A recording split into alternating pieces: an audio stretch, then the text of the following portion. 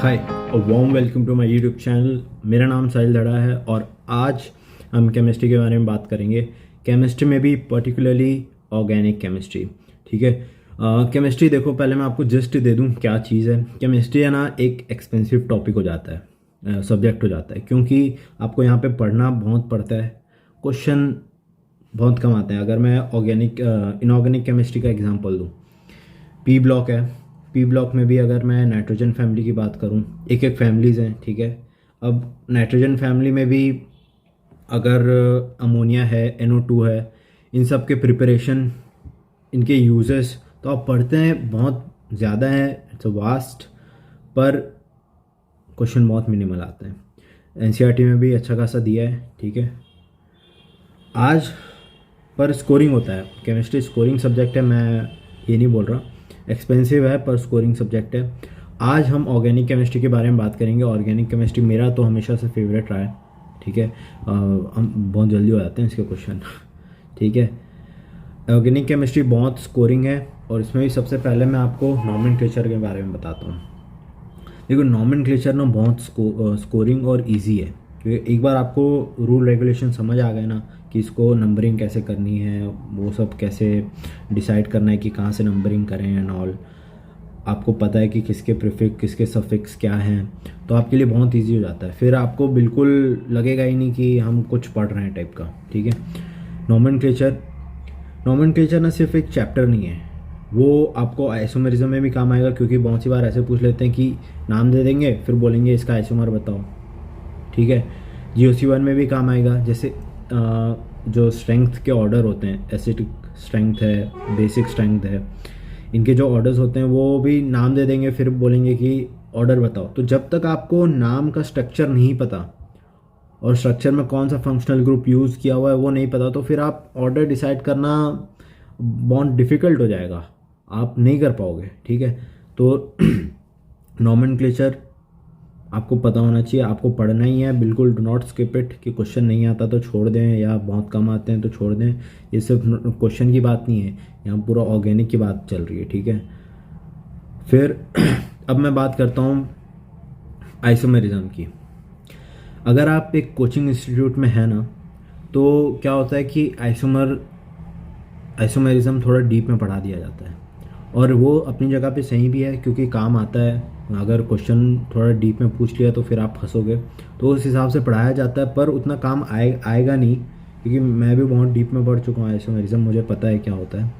ठीक है, उतना डीप में नहीं पढ़ना, पर मैं ये बोलूँगा कि अगर आपको कहीं डीप जाना भी है ना, अगर आपको थोड़ा सा बाहर जाना भी है सिलेबस के, तो प्रीवियस ईयर के आजू बाजू घूमो, प्रीवियस ईयर करो और उसके आजू बाजू घूमो, ज़्यादा बाहर नहीं जाने का। ठीक है, आइसोमेरिज्म आप उतना डीप में जाओ कि आपको सब पता हो, सब टाइप के आइसोमेरिज्म पता हो, इसको क्यों बोलते हैं, ये वाला आइसोमर मेटामर क्यों बोलते हैं, टॉटोमर क्यों बोलते हैं। ठीक है, आपको ये पता हो, नॉलेज हो, और आपके प्रीवियस ईयर सॉल्व हो जाए, बस इतना पता होना चाहिए आपको। ठीक है, अब मैं स्टार्ट करता हूँ GOC1 के बारे में। ठीक है, GOC1 क्या है ना, कि आपका ऑर्गेनिक का बेस बनाता है यार, GOC2 का बेस बनाता है। ठीक है, यहाँ पे आपको अलग अलग इफ़ेक्ट्स बताए जाते हैं। मिजोमेरिक इफ़ेक्ट है, अगर मैं एग्जांपल दूँ अभी, तो क्या है कि GOC2 में फिर बेंजीन में क्या है, ये ग्रुप चिपका देंगे, फिर बोलेंगे अब इस ग्रुप का आप प्रोडक्ट बनाओ रिएक्शन दिखा के, तो वो ग्रुप कौन सा इफ़ेक्ट शो कर रहा है, उसके हिसाब से कैसी चेंजेस आएंगी, वो सब आपको पता होना चाहिए, तभी आपका प्रोडक्ट सही बनेगा। तो ये GOC1 जो है वो बेसिक है, ये आपका बेस बनाएगा। डू नॉट लिव इट, सीधा रिएक्शन में घुसने का नहीं है अपने को, पहले GOC1 करके ही आगे बढ़ना है, इंडक्टिव करना है। इसमें इंडक्टिव होता है, मिजोमेरिक इफेक्ट होता है, जो रेजोनेंस अपन बोलते हैं, मिजोमेरिक है वो, हाइपर कंजुगेशन है, इलेक्ट्रोमेरिक इफेक्ट है। ठीक है, ये सारी चीज़ें हैं, तो ये सब आपको पता होना चाहिए। इसमें भी सबसे ज़्यादा क्या काम आता है, मिजोमेरिक रेजोनेंस बहुत काम आता है। रेजोनेंस में भी आपको जो रेजोनेटिंग स्ट्रक्चर्स हैं वो आपको पता होना चाहिए कैसे बनते हैं। ठीक है, हाइपर कंजुगेशन भी। इंडक्टिव इफेक्ट में मैं आपको एक चीज़ बता दूं, प्लस आई इफेक्ट होता है, माइनस आई इफेक्ट होता है, राइट। ये सब में ना जो group plus I effect show करते हैं, उनके ऑर्डर कि कौन सबसे ज़्यादा शो करता है, कौन सबसे कम शो करता है, क्योंकि जब कैटायन की स्टेबिलिटी एनायन की स्टेबिलिटी की बात आती है तो फिर अगर सब में प्लस आई इफेक्ट लगा दिया, ग्रुप सब में प्लस आई ग्रुप्स हैं, वो कौन सबसे ज़्यादा शो कर रहा है कौन सबसे कम कर रहा है, वो अगर आपको ऑर्डर नहीं पता तो वो क्वेश्चन गया आपका। ठीक है, तो आपको पढ़ना सबसे अच्छे से है, सबको अच्छे से है। ठीक है, मिजोमेरिक इफेक्ट में भी है ये चीज़, plus M effect plus minus M effect, इनके जो ग्रुप्स होते हैं कौन कौन से group plus M effect show करते हैं, कौन कौन से group minus M effect show करते हैं, ये सब आपको अच्छे से पता होना चाहिए। क्योंकि ना यार ये GOC2 में काम आएगा। हो सकता है कि सीधा स्टेबिलिटी का क्वेश्चन ना पूछा जाए, पर ये बिल्कुल नहीं हो सकता कि ये GOC2 में काम ना आए। ठीक है, तो ये तो पढ़ना ही है। अब मैं आता हूँ GOC2 में। GOC2 का क्या है कि यहाँ पे आप अगर टॉपर्स के वीडियोस देखोगे, ठीक है, वो बताते हैं कैसे पढ़ें ऑर्गेनिक। उनका बस एक ही बोलना होता है कि मैकेनिज़्म देखो, मैकेनिज़्म देखो। मैं आपको एक सिंपल चीज़ बता दूँ, मैकेनिज़्म को उतना इम्पोर्टेंस नहीं देना है। ठीक है, मैकेनिज़्म टीचर पढ़ाए, पढ़ लो, समझ लो सर ने जो कहा है। कोई डाउट हो गया मैकेनिज़्म में, पूछ लो, वो भी क्लियर कर लो। पर क्वेश्चंस मैकेनिज़्म से कभी मत करना, मैं आपको बताता हूँ क्यों। क्योंकि जब आप मैकेनिज़्म से क्वेश्चंस करेंगे तो टाइम बहुत लगेगा। ठीक है, अगर आप एक्सपर्ट है मैकेनिज़म्स में तो भी मेरा आंसर आपसे ज़्यादा जल्दी आ जाएगा। ठीक है, क्योंकि आपको भी पता है टीचर्स मैक्सिमम ऐसे ही पढ़ाते हैं, मतलब जो तिगड़म होती है, एक सबका अलग ही अंदाज होता है पढ़ाने का। डबल बॉन्ड है तो कैटायन कहाँ पे बनेगा, इस बाजू के उस बाजू, मतलब एक वो जोन में ही पढ़ना है ऑर्गेनिक को। ठीक है, उसी से इजी होगी। आप अपने ही तौर तरीके जब बनाते हो ना ऑर्गेनिक में, और वो जब अप्लाई होते हैं, उसी में मज़ा है ऑर्गेनिक का। ठीक है, आपको एक्सेप्शन भी याद रखना है कि आपके तौर तरीके किस हद तक चलते हैं। कोई अगर दूसरा ग्रुप आ गया तो फिर एक्सेप्शन हो जाएगा, वो यहाँ पे नहीं लगेगा। उस टाइप की चीज़ें ऑर्गेनिक इसी तरह से पढ़ी जाती है। अगर आप हर बार मैकेनिज़्म, ये कोई तरीका नहीं होता। ठीक है, बहुत सी बार मैकेनिज़्म करना भी पड़ेगा, ऐसी बात नहीं है। इसीलिए मैं बोल रहा हूँ कि मैकेनिज़्म पता होनी चाहिए कि जब आपको अगर आपके तिगड़म से क्वेश्चन नहीं हो रहा, या फिर आपकी ऐसी कोई तिगड़म है ही नहीं कि ये वाला क्वेश्चन ऐसे बन जाए, तो फिर आप मैकेनिज़्म से करो, फिर आप you are free to do. क्योंकि मैकेनिज़्म से ना आंसर हमेशा सही आएंगे, पर टाइम लगेगा। और अपने को भाई साहब टाइम की किल्लत होती है नीट में। ठीक है, आप अगर पूरी ऑर्गेनिक केमिस्ट्री में आपको बता रहा हूँ, अगर आपने अच्छे से पढ़ ली ना, 15 क्वेश्चन आते हैं, 5 मिनट में निपटा दोगे पूरा ऑर्गेनिक। ठीक है, फिर बाकी टाइम आप दो ना, फिजिक्स में दो, फिजिकल केमिस्ट्री में दो, आपको टाइम बचाने के ही तरीके हैं। बाकी तो क्या, आंसर तो सब निकाल लेंगे बॉस। ठीक है, हाँ, अब GOC2 पढ़ने के 2 तरीके हैं। एक तो चैप्टर वाइज पढ़ा जाता है, ठीक है, एक है रिएक्शन वाइज पढ़ा जाता है। चैप्टर वाइज कैसा, जैसे कि हलाइड का चैप्टर्स है, अल्डिहाइड कीटोन्स का चैप्टर है, right, oxygen containing, nitrogen containing, ये सब ऐसे चैप्टर्स हैं और चैप्टर वाइज पढ़ाया जाता है। दूसरा तरीका है रिएक्शन वाइज पढ़ने का। रिएक्शन वाइज जैसे कि एडिशन रिएक्शंस हो गई, सब्स्टिट्यूशन रिएक्शंस हो गई, एलिमिनेशन हो गया, ऑक्सीडेशन हो गया, रिडक्शन हो गया। एलिमिनेशन में EAR, FAR, NAR, सब्स्टिट्यूशन में ESR, FSR, NSR। ठीक है, ये रिएक्शन वाइज पढ़ने का तरीका हो गया। अगर आप इस तरीके से पढ़ोगे ना, आपके लिए ऑर्गेनिक ऑर्गेनाइज्ड हो जाएगी। मजाक नहीं कर रहा, सीरियसली बता रहा हूँ। वो तो क्या राइम हो गया गलती से, पर सही में ऑर्गेनिक ऑर्गेनाइज्ड हो जाएगी अगर आप इस तरीके से पढ़ोगे।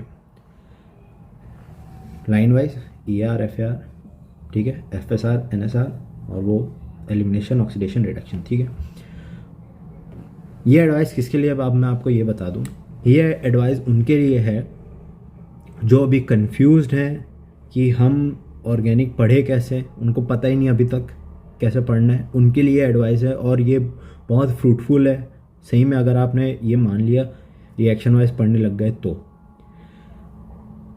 दूसरा किसके लिए, जो अभी 11th स्टार्ट कर रहे हैं, जो अभी 11th में या जो अभी 10th में 11th में आने वाले हैं, उनके लिए भी ये है। आप रिएक्शन वाइज ही पढ़ें तो ज़्यादा बेटर रहेगा। पर जो यहाँ पे स्टूडेंट्स चैप्टर वाइज पढ़ रहे हैं और उनको अगर टीचर ने चैप्टर वाइज ही पढ़ाया है तो आप प्लीज़ स्विच ना करें रिएक्शन वाइज पढ़ने वाले मेथड में, क्योंकि जब आप स्विच करेंगे आपके लिए एक डिस्कम्फर्ट क्रिएट होगा और फिर आप हौच पौच हो जाएगा पूरा आपका, नहीं आप वैसे पढ़ पाओगे ना ऐसे पढ़ पाओगे।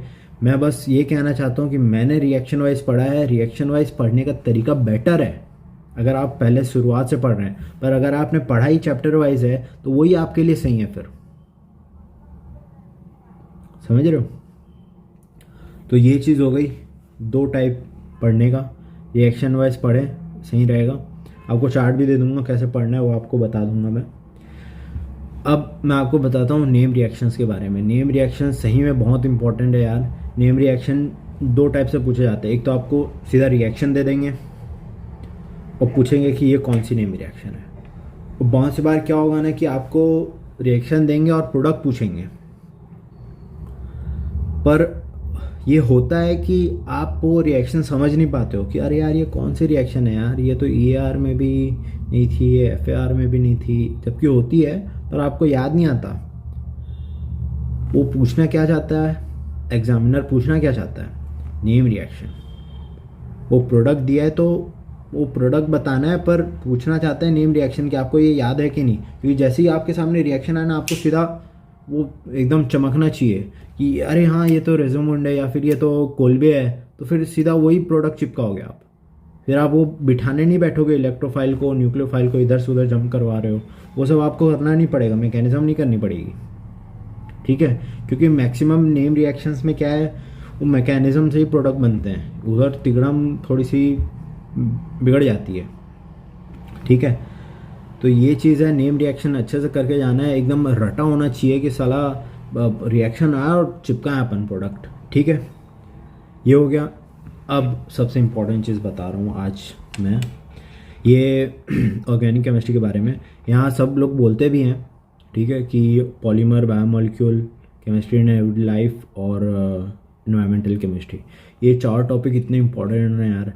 मैं आपको नॉमेनक्लेचर इंपॉर्टेंट बोल रहा था, पर रिस्पेक्ट में बोल रहा था कि अगर कभी घुमाने की कोशिश की है ना तो नॉमेनक्लेचर और आइसोमेरिज्म के थ्रू ही घुमाएंगे ये लोग। पूछेंगे ज्योमेट्रिकल आइसोमर, इसका ये प्रोडक्ट का ज्योमेट्रिकल आइसोमर बताओ, ये प्रोडक्ट का ऑप्टिकल आइसोमर बताओ, ऐसा मतलब जब घुमाना होता है ना तो ये दोनों सहारा बनते हैं, नॉमेनक्लेचर और आइसोमेरिज्म, ये दो टॉपिक सहारा बनते हैं। पर ये इनकी लिमिटेशन है। ये क्यों इंपॉर्टेंट है, क्योंकि घुमा सकते हैं ये और अपने घूमने से बचना है, इसीलिए नॉमेनक्लेचर और आइसोमेरिज्म इंपॉर्टेंट बोला मैंने। पर पॉलीमर, बायोमोलिक्यूल और केमिस्ट्री एंड लाइफ इनकी लिमिटेशन नहीं है, ये वैसे ही इंपॉर्टेंट है, शॉर्ट टॉपिक्स हैं, पर हम छोड़ देते हैं कि हाँ यार इससे कहाँ क्या, इससे क्या होगा, एक दो क्वेश्चन। भाई ये एक दो क्वेश्चन ही आते ही 15 क्वेश्चन है ऑर्गेनिक में। Polymer, biomolecule, chemistry and life, तीन टॉपिक से आपको 4 से 5 क्वेश्चन मिल जाएंगे। एक एक क्वेश्चन तो आएगा ही, 3 तो आया ही है समझ लो, ठीक है। आपके 3 क्वेश्चन 15 में से तो ऐसे ही सही हो सकते हैं अगर आप ये टॉपिक बस एक बार पढ़ के चले जाओ। अगर आप चाहो ना तो मैं आपको बता दूंगा, ये अब मैं इसमें एक्सपर्ट था, पॉलीमर, बायोमोलिक्यूल हैं, केमिस्ट्री एंड लाइफ, ये ऐसे ऐसे ट्रिक्स बनाए थे ना मैंने, ठीक है। तो आप चाहो तो आपको मैं बता भी दूंगा, और हमारे टीचर ने एक्चुअली ये ट्रिक्स दी थी, मैं आपको बता भी दूंगा, ठीक है। तो इतना मैं पढ़ा सकता हूँ, बाकी मैं क्यों नहीं पढ़ा सकता ये भी मैं आपको बताना चाह रहा था। बाकी मैं नहीं पढ़ा सकता क्योंकि एक ऑर्गेनाइज्ड वे होता है पढ़ने का, वो मेरे पास नहीं है, मैं पढ़ा नहीं सकता आपको। मेरे पास तरीका है ऑर्गेनाइज्ड, मैंने पढ़ा ऑर्गेनाइज्ड वे में, टीचर्स ने हमें सिस्टमेटिक वे में पढ़ाया है, पर मैं आपको सिस्टमेटिक वे में नहीं पढ़ा सकता। क्यों? क्योंकि मुझे टीचिंग एक्सपीरियंस बिल्कुल नहीं है और मैं उतना अच्छे से बता भी नहीं पाऊँगा, उतना मुझे अभी याद भी नहीं है कि कैसे कैसे क्या मैकेनिज़्म होती हैं, राइट। तो मैं वो आप रिस्क नहीं लेना चाहता आपको पढ़ाने का। पर हाँ, पॉलीमर, बायोमोलिक्यूल और केमिस्ट्री एंड लाइफ बिल्कुल मैं आपको बता सकता हूँ। आप चाहें तो कमेंट सेक्शन में बोल दें कि हाँ सर एक बार बता दो, भाई नेक्स्ट वीडियो में ही बता दूंगा, ठीक है। आप टेंशन ही ना लें, नेक्स्ट वीडियो ऐसे शेड्यूल्ड है इनऑर्गेनिक और फिजिकल के बारे में, पर अगर आप बोलेंगे तो I will do that for you all self, ठीक है। अब एनवायरमेंटल केमिस्ट्री। देखिए एनवायरमेंटल केमिस्ट्री क्या है ना कि वो थोड़ा बायो में इकोलॉजी आप पढ़ते हैं ना, वहाँ रिलेट कर पाते हो आप। तो एनवायरमेंटल केमिस्ट्री आपको अलग से पढ़ने की ज़रूरत नहीं है, आप इकोलॉजी अच्छे से कर लें तो वहीं से आप रिलेट कर लोगे। और अगर आपको बहुत टाइम है, आपने सब कुछ पढ़ लिया है, तो लास्ट एनवायरमेंटल केमिस्ट्री पढ़ लेना, एक बार नज़र मार लेना, ठीक है। वो भी इम्पॉर्टेंट है क्योंकि ओजोन वगैरह के बारे में अच्छा खासा दिया है वहाँ भी। एनसीईआरटी मैं तो ये बोलूँगा कि polymer, biomolecule, chemistry and life पूरी ऑर्गेनिक एनसीईआरटी से ही करना है। आपके एनसीईआरटी के एक एक इंटेक्स्ट क्वेश्चन हो जाने चाहिए, आपसे बनने चाहिए, ठीक है। आपके जो पीछे एक्सरसाइज में क्वेश्चंस हैं वो भी बनने चाहिए। तो आपको एक सेंटर फोकस एनसीईआरटी को ही रखना है, पर पढ़ने के तरीके जो जैसे टीचर पढ़ाते हैं वो थोड़ा सा एक क्या सीक्वेंस में लेके आ जाते हैं एनसीईआरटी को, क्योंकि एनसीईआरटी में एक सीक्वेंस है नहीं, वहाँ पे चैप्टर वाइज दिया हुआ है। इसीलिए मेरी बताने का यही दिक्कत था कि चैप्टर वाइज ना पढ़ें, यही मेरा बोलने का मकसद था, क्योंकि वो सीक्वेंस में नहीं होता ना, आप कंफ्यूज हो जाते हैं कि यार इसके बाद ये हो रहा है, कुछ भी हो रहा है, मतलब क्योंकि वो चैप्टर वाइज दिया है ना। आप रिएक्शन वाइज पढ़ते हैं ना, आपको पता होता है कि यहाँ पे एडिशन हो रहा है, यहाँ पे सब्स्टिट्यूशन हो रहा है, अभी हम एलिमिनेशन पढ़ रहे हैं, अभी हम ऑक्सीडेशन पढ़ रहे हैं। अब उसमें क्या एक चैप्टर दिया है, उसी में एडिशन दिया है, उसी में सब्स्टिट्यूशन दिया है, ऑक्सीडेशन, रिडक्शन, उसके बारे में जो है सब कुछ दिया हुआ है, तो सब एक साथ हो जाता है। और जब आप इंडिविजुअली पढ़ते हो तो उसके बाद अगर आप चैप्टर पढ़ेंगे ना, इतना फेमिलियर फील होगा आपको, आप रिलेट कर पाओगे, अरे हाँ ये तो EAR है, ये तो FSR है, मतलब है ना, ठीक है। विद दैट ऑर्गेनिक केमिस्ट्री का जो मैं बताने चाह रहा था वो ख़त्म होता है।